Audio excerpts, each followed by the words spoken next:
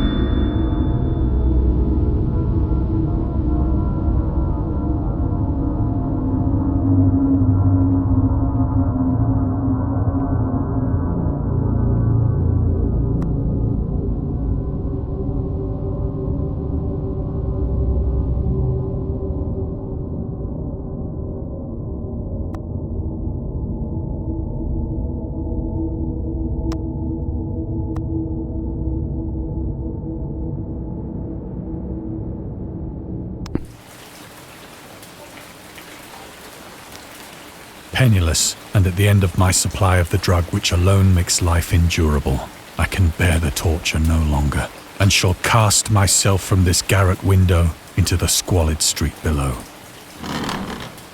Do not think from my slavery to morphine that I am a weakling or a degenerate. When you have read these hastily scrawled pages, you may guess, though never fully realize, why it is that I must have forgetfulness or death.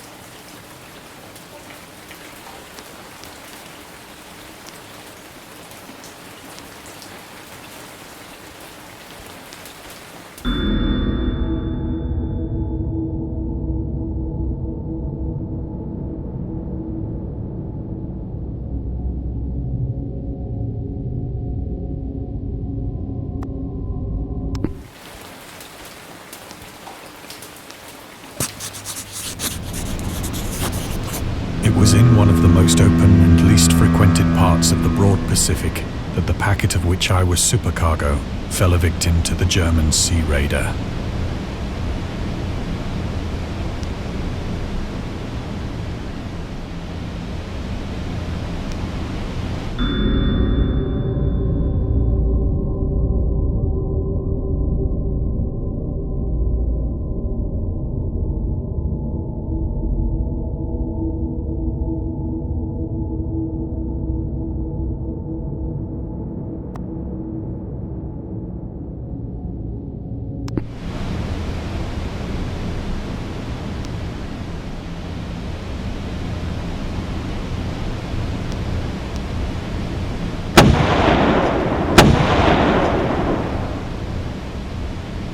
The Great War was then at its very beginning, and the ocean forces of the Hun had not completely sunk to their later degradation, so that our vessel was made a legitimate prize, whilst we of her crew were treated with all the fairness and consideration due us as naval prisoners.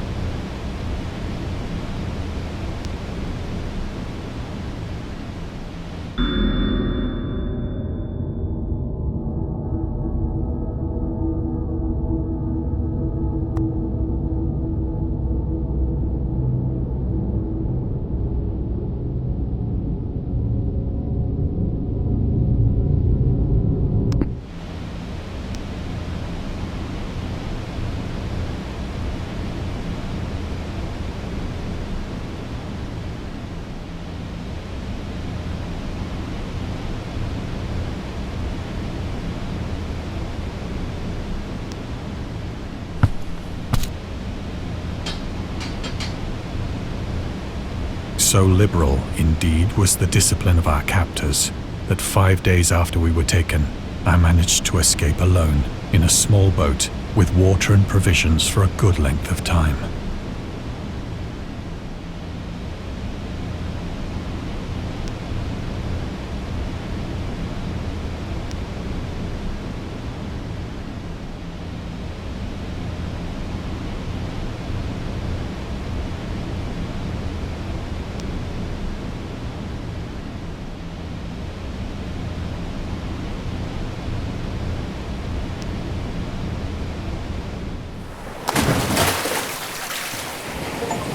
When I finally found myself adrift and free, I had but little idea of my surroundings.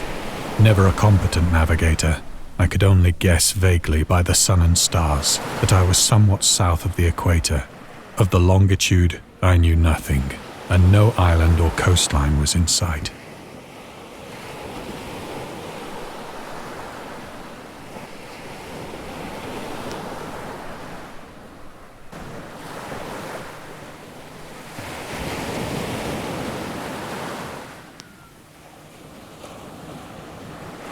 The weather kept fair, and for uncounted days I drifted aimlessly beneath the scorching sun, waiting either for some passing ship or to be cast on the shores of some habitable land.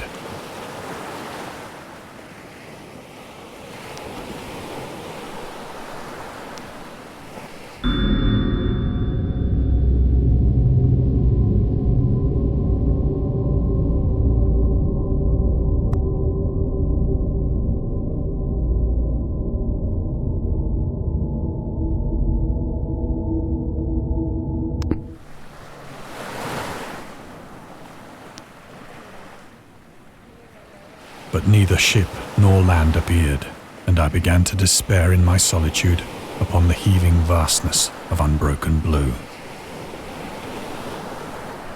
The change happened whilst I slept. Its details I shall never know, for my slumber, though troubled and dream-infested, was continuous.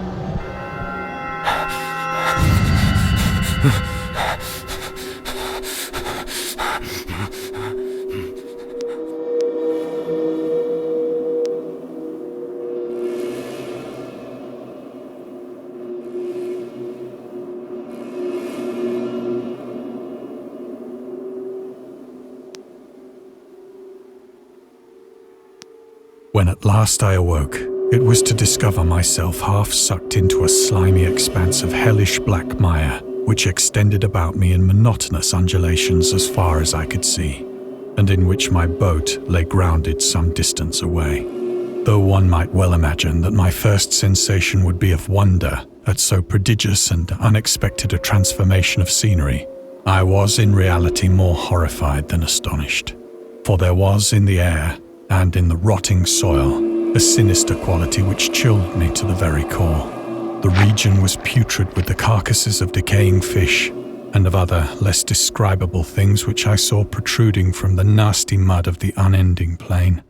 Perhaps I should not hope to convey in mere words the unutterable hideousness that can dwell in absolute silence and barren immensity. There was nothing within hearing, and nothing in sight save a vast reach of black slime. Yet the very completeness of the stillness and the homogeneity of the landscape oppressed me with a nauseating fear. The sun was blazing down from a sky which seemed to me almost black in its cloudless cruelty, as though reflecting the inky marsh beneath my feet.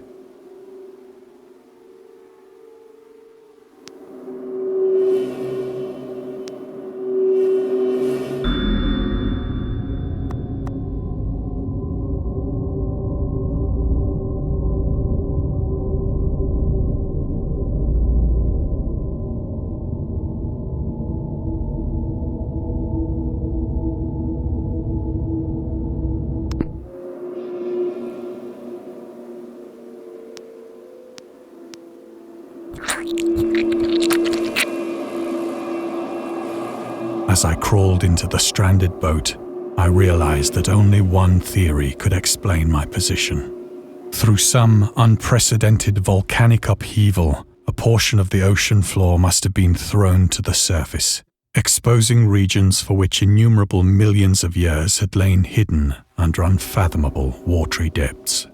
So great was the extent of the new land which had risen beneath me that I could not detect the faintest noise of the surging ocean, straining my ears as I might, nor were there any seafowl to prey upon the dead things.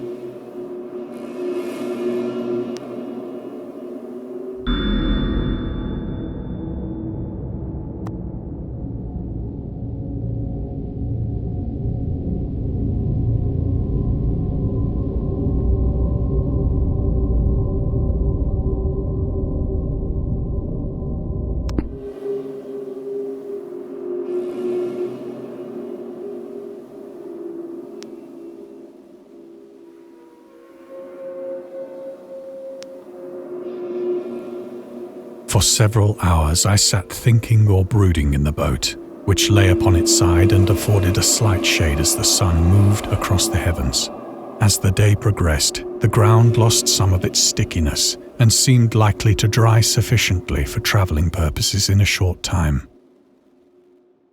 That night I slept but little, and the next day I made for myself a pack containing food and water, preparatory to an overland journey in search of the vanished sea and possible rescue.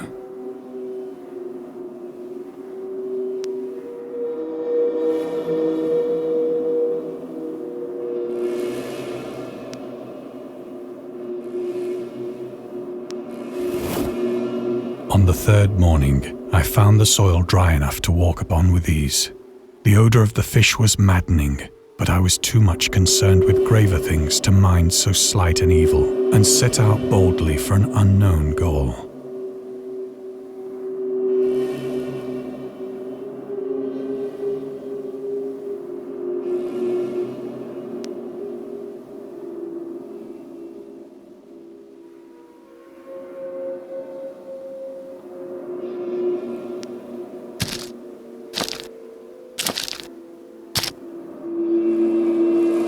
All day I forged steadily westward, guided by a faraway hummock which rose higher than any other elevation on the rolling desert.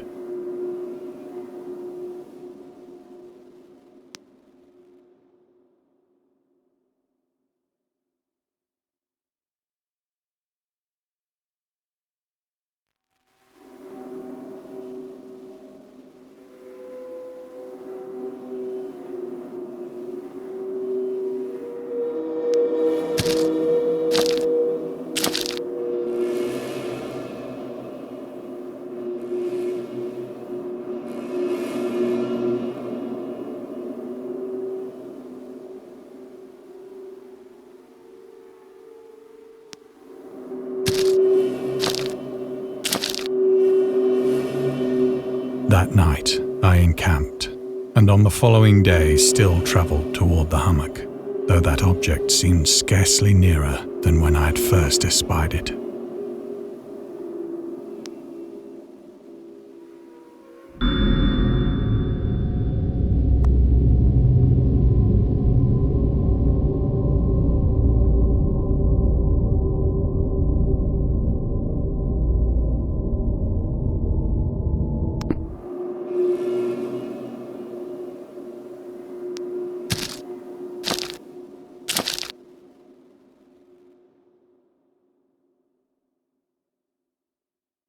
By the fourth evening, I attained the base of the mound, which turned out to be much higher than it had appeared from a distance, an intervening valley setting it out in sharper relief from the general surface. Too weary to ascend, I slept in the shadow of the hill. I know not why my dreams were so wild that night, but ere the waning and fantastically gibbous moon had risen far above the eastern plain, I was awake in a cold perspiration, determined to sleep no more. Such visions as I had experienced were too much for me to endure again, and in the glow of the moon I saw how unwise I had been to travel by day. Without the glare of the parching sun, my journey would have cost me less energy. Indeed, I now felt quite able to perform the ascent which had deterred me at sunset. Picking up my pack, I started for the crest of the eminence.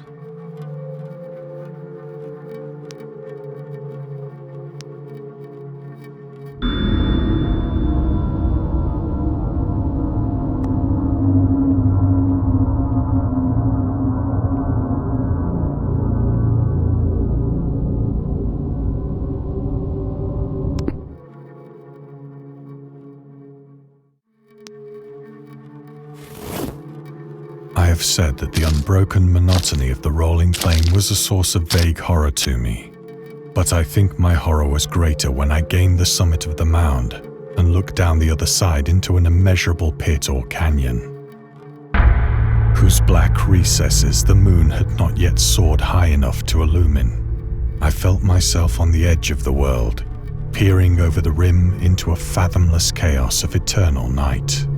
Through my terror ran curious reminiscences of Paradise Lost and of Satan's hideous climb through the unfashioned realms of darkness. As the moon climbed higher in the sky, I began to see that the slopes of the valley were not quite so perpendicular as I had imagined.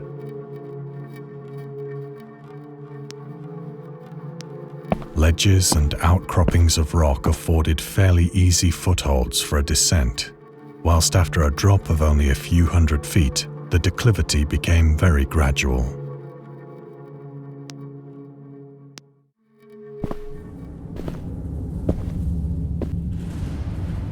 Urged on by an impulse which I cannot definitely analyze, I scrambled with difficulty down the rocks and stood on the gentler slope beneath, gazing into the Stygian deeps, where no light had yet penetrated.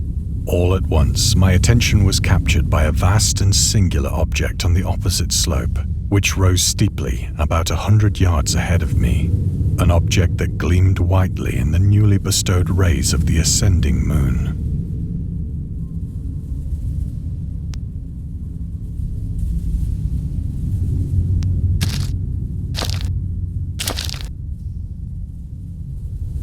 That it was merely a gigantic piece of stone, I soon assured myself, but I was conscious of a distinct impression that its contour and position were not altogether the work of nature.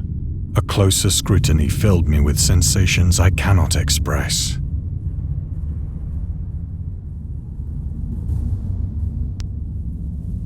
For despite its enormous magnitude, and its position in an abyss which had yawned at the bottom of the sea since the world was young, I perceived beyond a doubt that the strange object was a well-shaped monolith, whose massive bulk had known the workmanship and perhaps the worship of living and thinking creatures.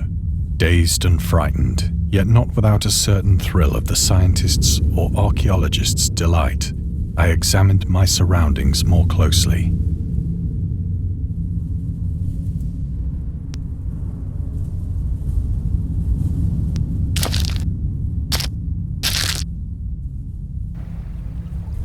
The moon, now near the zenith, shone weirdly and vividly above the towering steeps that hemmed in the chasm, and revealed the fact that a far-flung body of water flowed at the bottom, winding out of sight in both directions and almost lapping my feet as I stood on the slope.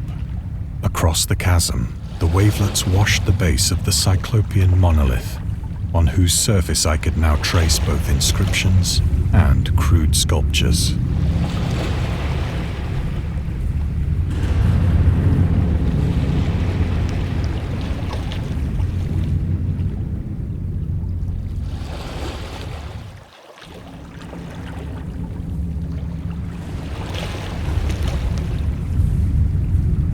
The writing was in a system of hieroglyphics unknown to me and unlike anything I'd ever seen in books, consisting for the most part of conventionalized aquatic symbols such as fishes, eels, octopi, crustaceans, mollusks, whales, and the like. Several characters obviously represented marine things which are unknown to the modern world, but whose decomposing forms I had observed on the ocean-risen plain. It was the pictorial carving, however, that did most to hold me spellbound.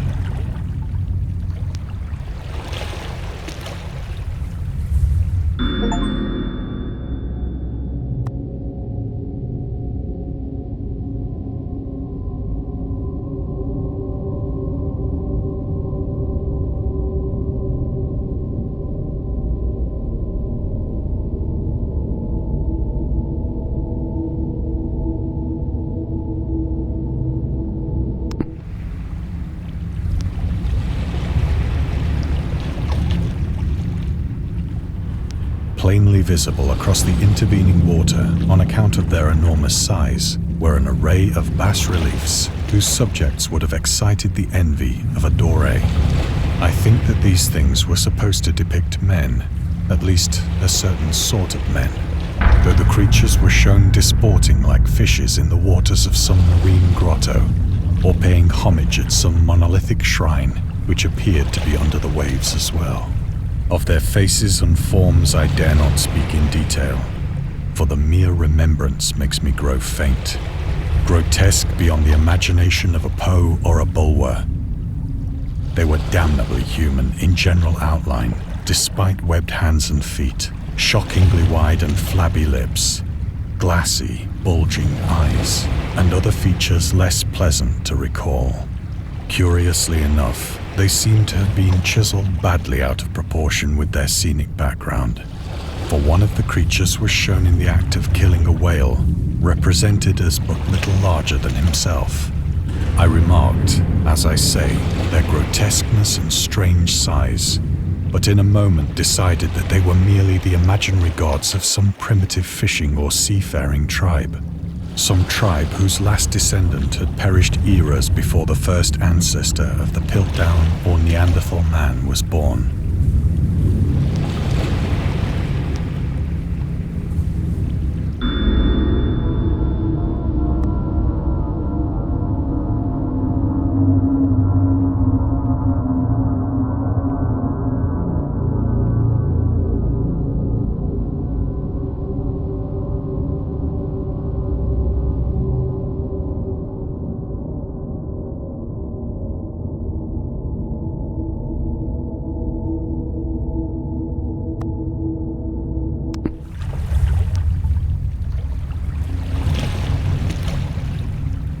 Awestruck at this unexpected glimpse into a past beyond the conception of the most daring anthropologist, I stood musing whilst the moon cast queer reflections on the silent channel before me.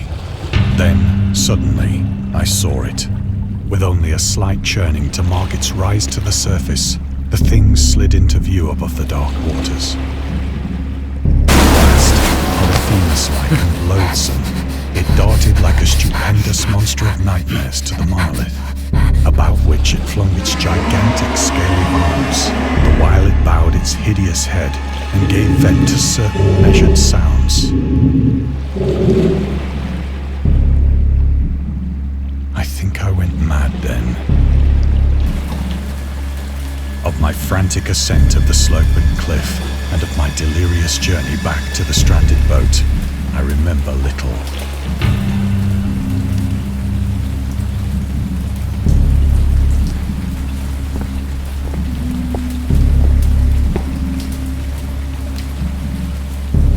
I sang a great deal and laughed oddly when I was unable to sing.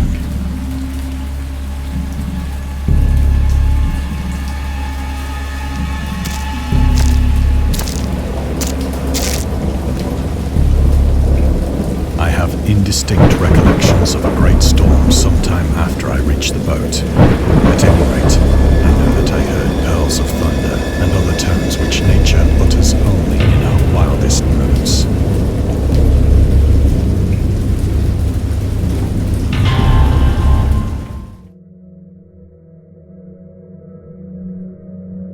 When I came out of the shadows, I was in a San Francisco hospital, brought thither by the captain of the American ship which had picked up my boat in mid-ocean.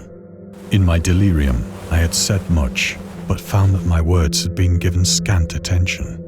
Of any land upheaval in the Pacific, my rescuers knew nothing, nor did I deem it necessary to insist upon a thing which I knew they could not believe.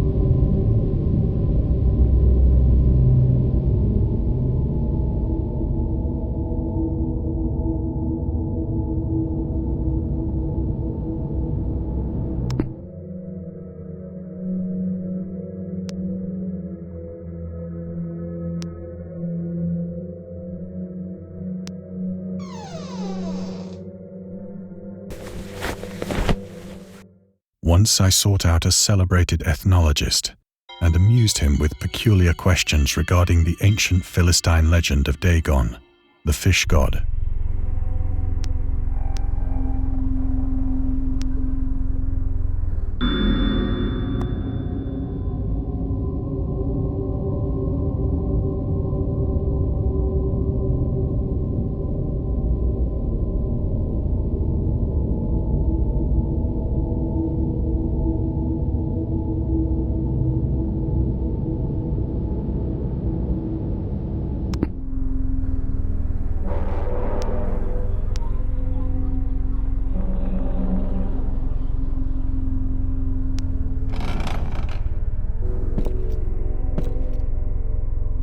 But soon perceiving that he was hopelessly conventional, I did not press my inquiries.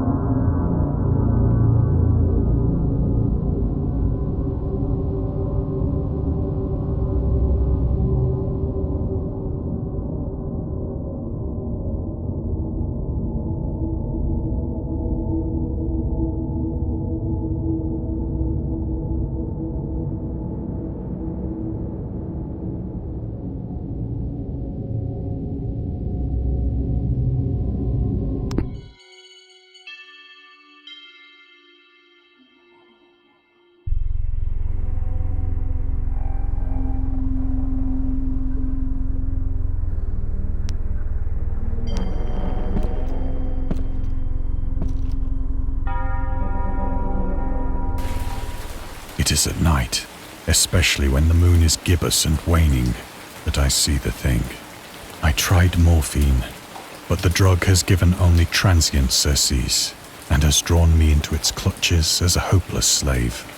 So now I am to end it all, having written a full account for the information or the contemptuous amusement of my fellow men.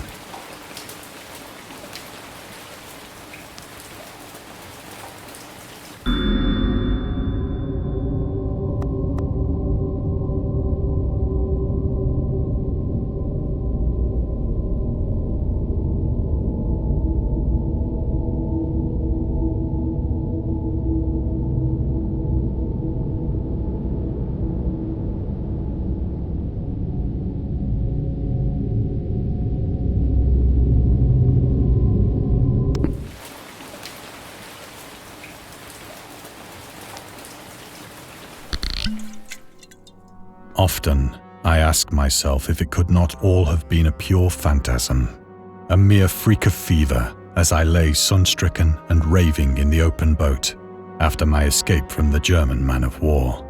This I ask myself, but ever does there come before me a hideously vivid vision in reply.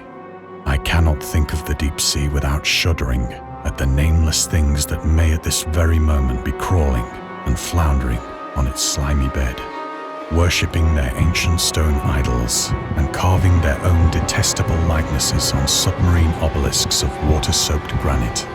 I I dream of a day when they may rise above the billows to drag down into their reeking talons the remnants of puny, war-exhausted mankind.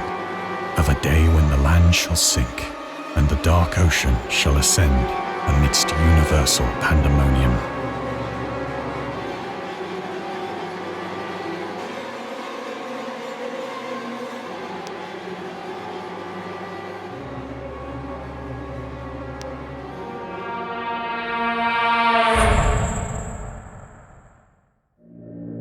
The end is near. I hear a noise at the door, as of some immense slippery body lumbering against it.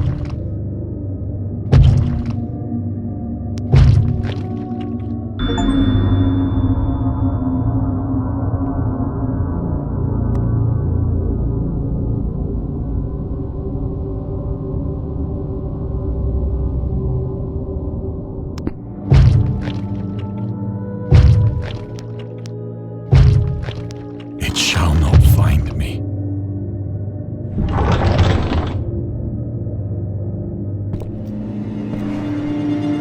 God, that hand!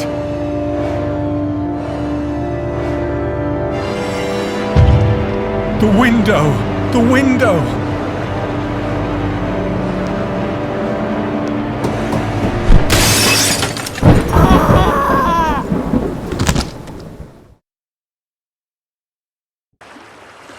Heave to! There's something floating to the leeward! The speaker was a short, stockily built man whose name was William Jones. He was the captain of a small catboat in which he and a party of men were sailing at the time the story opens.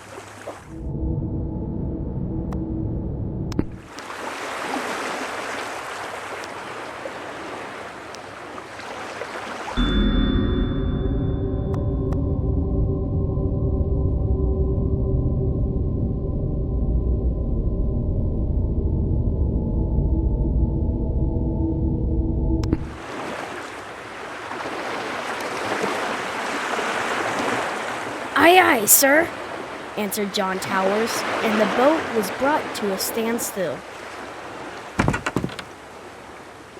Captain Jones reached out his hand for the object which he now discerned to be a glass bottle. "Nothing but a rum flask that the men on the passing boat threw over," he said. But from an impulse of curiosity, he reached out for it.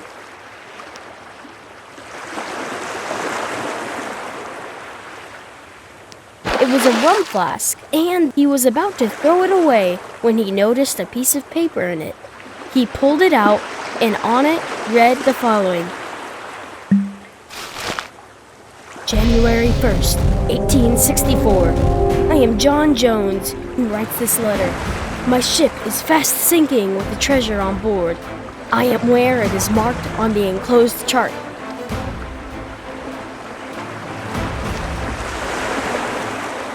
Captain Jones turned the sheet over, and the other side was a chart. On the edge were written these words: dotted lines represent course we took.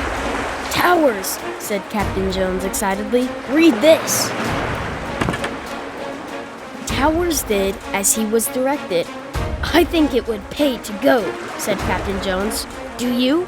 "Just as you say," replied Towers. "We'll charter a schooner this very day," said the excited captain. "All right," said Towers.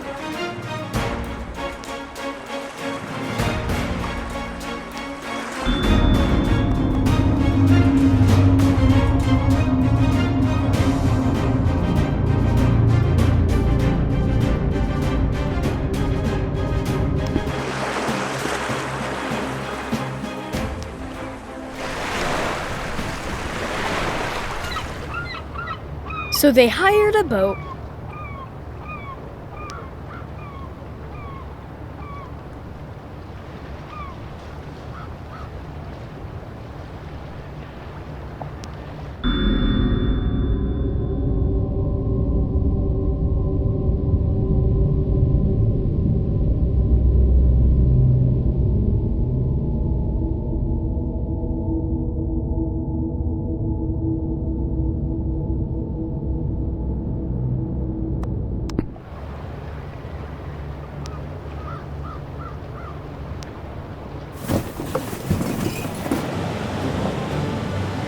and started off governed by the dotted lines of the chart.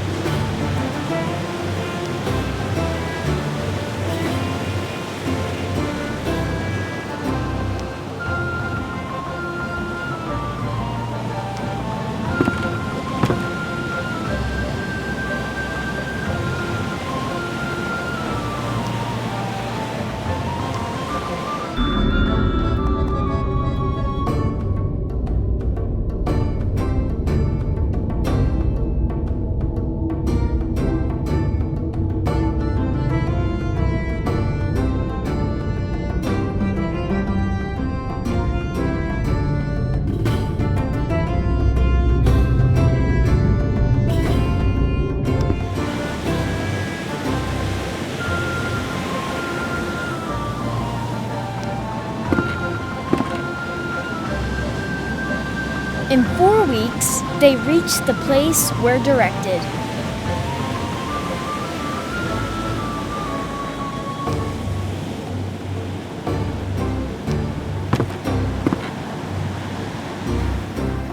And the divers went down.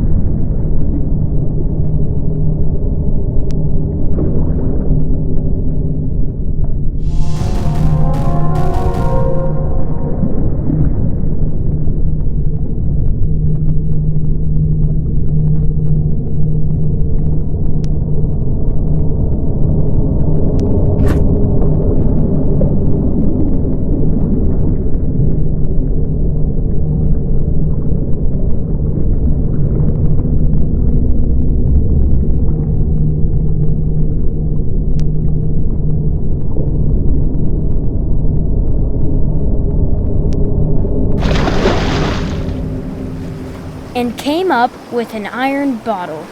They found in it the following lines scribbled on a piece of brown paper.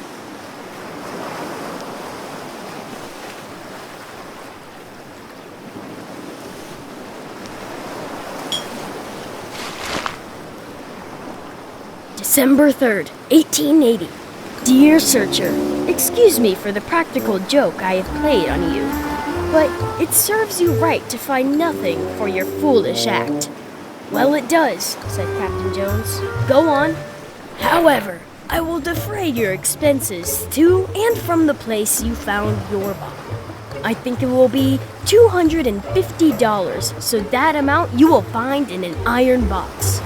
I know where you found the bottle because I put this bottle here and the iron box, and then found a good place to put the second bottle, hoping the enclosed money will defray your expenses some I close. Anonymous.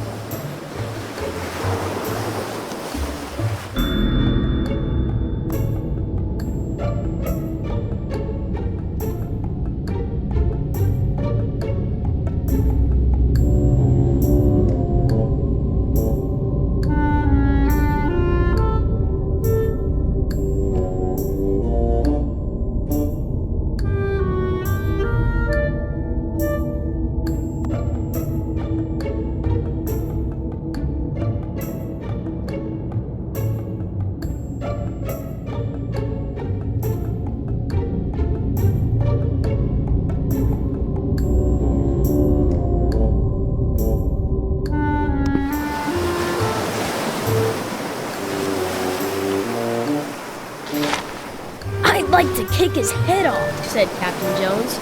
Here, diver, go and get the $250.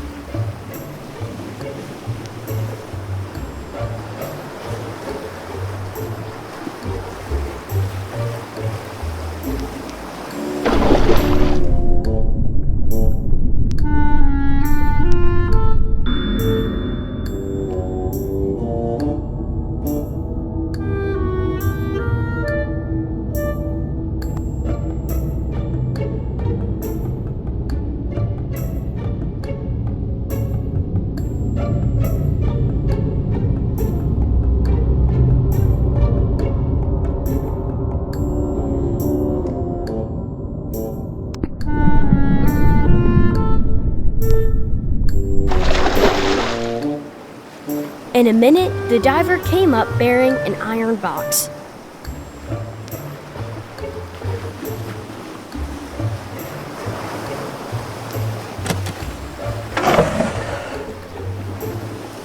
Inside it was found $250. It defrayed their expenses, but I hardly think that they will ever go to a mysterious place as directed by a mysterious bottle. My dreams occasionally approached the fantastical in character, though falling somewhat short of coherence. One scene is especially stamped upon my recollection. That of a dank, fetid, reed-choked marsh under a gray autumn sky.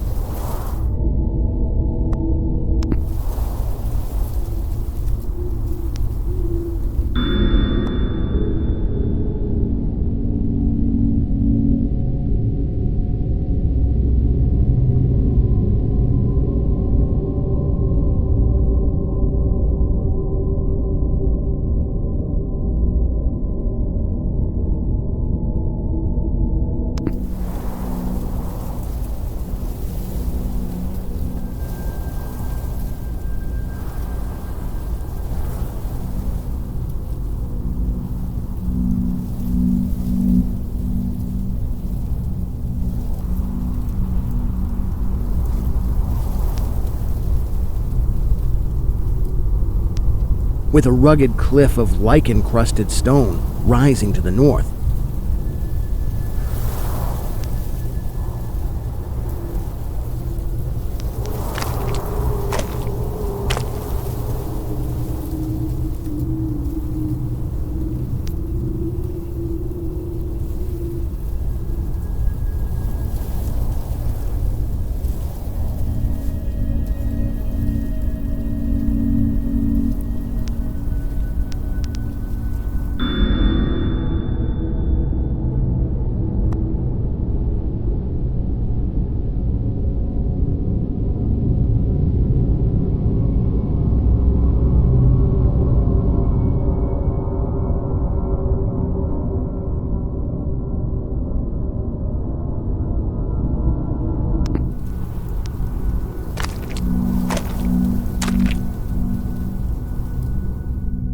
Impelled by some obscure quest, I ascended a rift or cleft in this beetling precipice.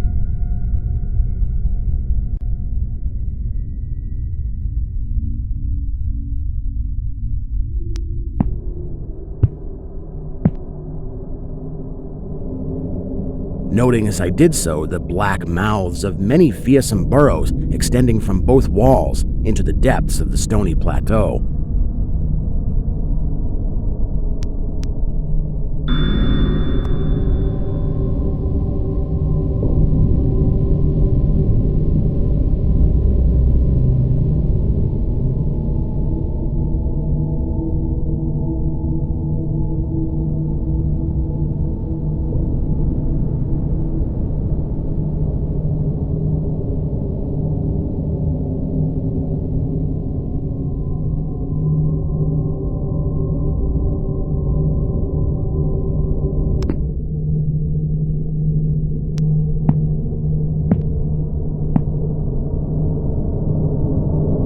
At several points, the passage was roofed over by the choking of the upper parts of the narrow fissure, these places being exceedingly dark and forbidding the perception of such burrows as may have existed there. In one such dark space, I felt conscious of a singular accession of fright, as if some subtle and bodiless emanation from the abyss were engulfing my spirit. But the blackness was too great for me to perceive the source of my alarm.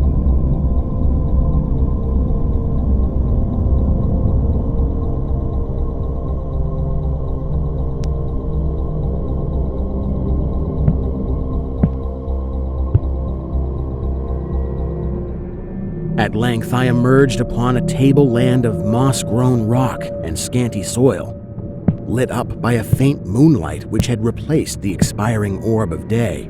Casting my eyes about, I beheld no living object, but was sensible of a very peculiar stirring far below me amongst the whispering rushes of the pestilential swamp I had lately quitted.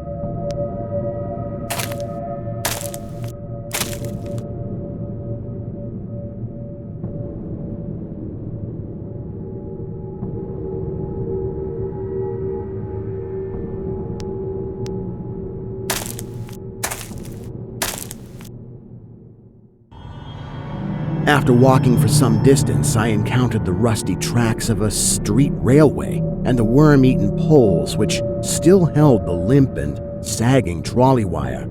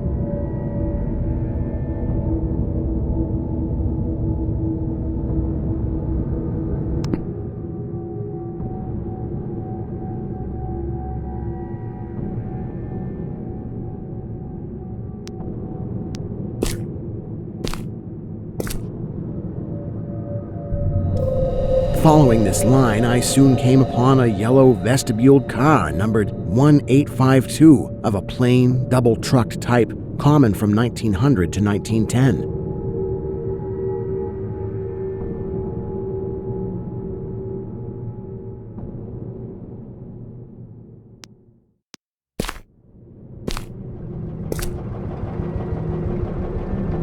It was untenanted, but evidently ready to start.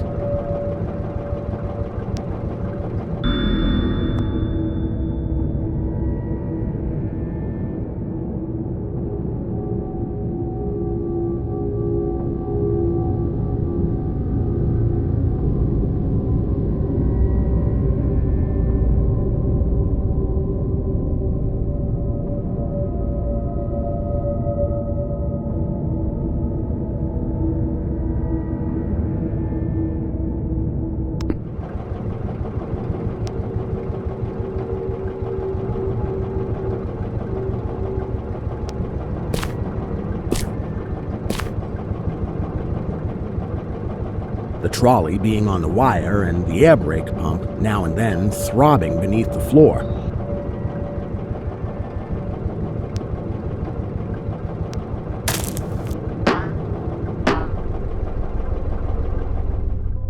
I boarded it and looked vainly about for the light switch.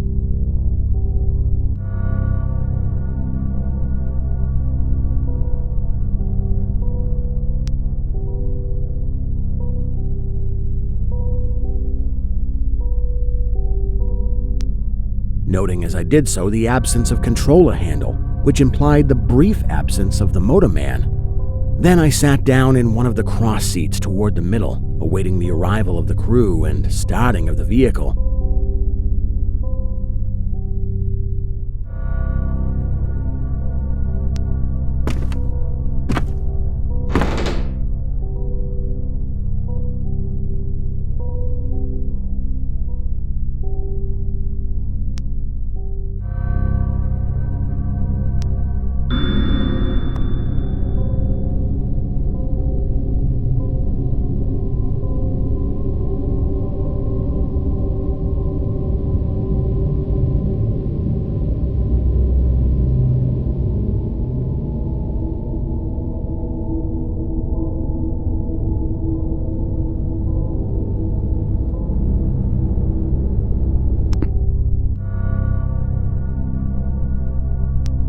Presently, I heard a swishing in the sparse grass toward the left and saw the dark forms of 2 men looming up in the moonlight.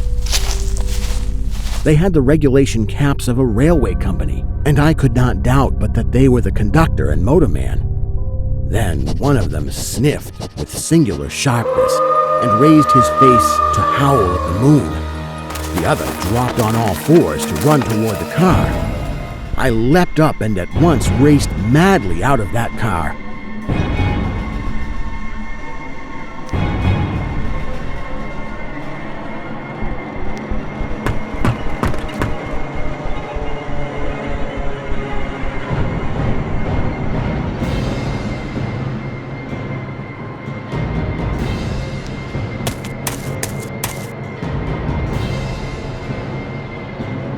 And away across endless leagues of plateau till exhaustion waked me.